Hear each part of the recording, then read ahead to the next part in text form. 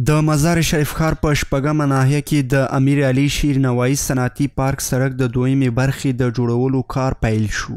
پروژه را که امروز افتتاح کردیم به طول 1400 متر می باشد که دو سرک است، یعنی 1400 متر رفت و 1400 متر آمد و عرض سرک ها 7 متر است و 6 متر گلدان است در مابینشان. دو طرفشان جوجه هاست که 70 در 70 سانتی است عمق و عرضشان و انشالله در 6 ماه این پروژه به اتمام خواهد رسید. معیار چې د ښاروالۍ د خوا نه موږ ته راکړل شوی دی په ښه معیار سره په ټاکلي وخت سره انشاءالله دا پروژه ترسره کړو.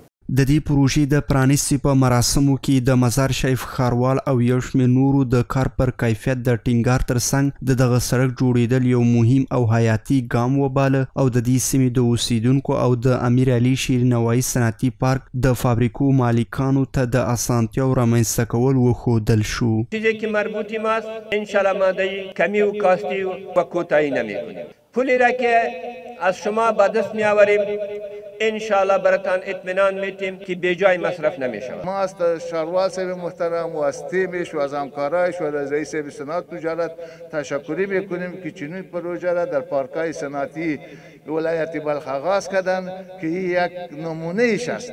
دا یو پروژه نه ده په دې صنعتي پارک کې تقریبا د تیر کال کې د څلورمه پروژه ده چې دلته په دغه صنعتي پارک کې افتتاح کیږي.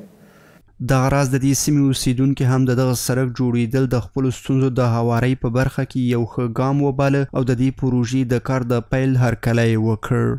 سرکی که قبلا جور شده اینو باقی مانده‌ش هم کالا آوردن که جور میکنن و تلاش دارن. سپاسگزاری میکنیم و خوشحال هم هستیم. بسیار خاک بود، بسیار چنگلاباد بود. علمی گپا بود دیگه. حالا الحمدلله خوش هستیم که امارات اسلامی آمد و سرک افتتاح شد. ما بسیار خوش هستیم. په پام کې ده چې په روان لمریز کال کې د مزار شریف ښاروالۍ اداره په دغه ښار کې 43 پروژې پلي کړي چې د دغه سړک جوړول هم پکې شامل دي.